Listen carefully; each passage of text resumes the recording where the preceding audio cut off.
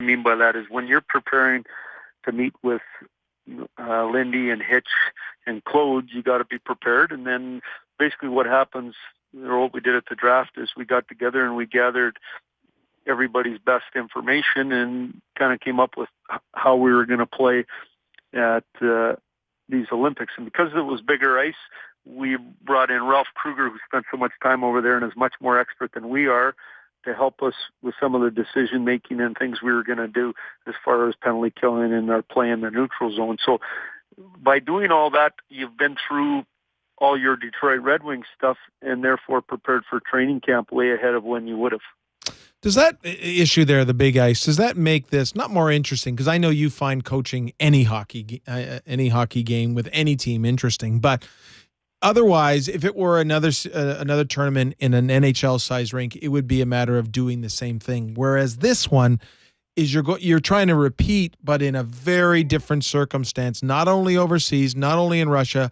but on the big ice. And does that give you add a little intrigue for yourself? Well, there's no question about it. The other thing it does is, when you play on our size sheet, we know. We go over and over it, and we see it every day. We know the answers to some of the questions that come up.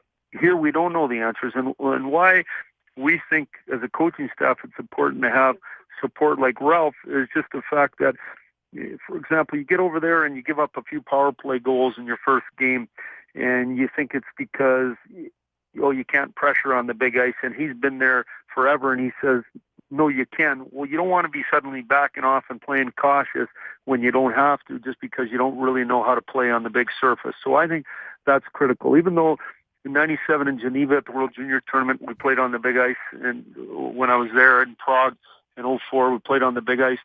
But in both those tournaments, we basically tried to eliminate the neutral zone. We knew the Europeans were better at it than us, and we tried to eliminate it. We feel with the skill group we have, our players aren't going to want to play like that anyway. It's advantageous to give them a system that obviously is going to allow us to have success, but also is going to be more towards the way they want to play, and that's to have the puck.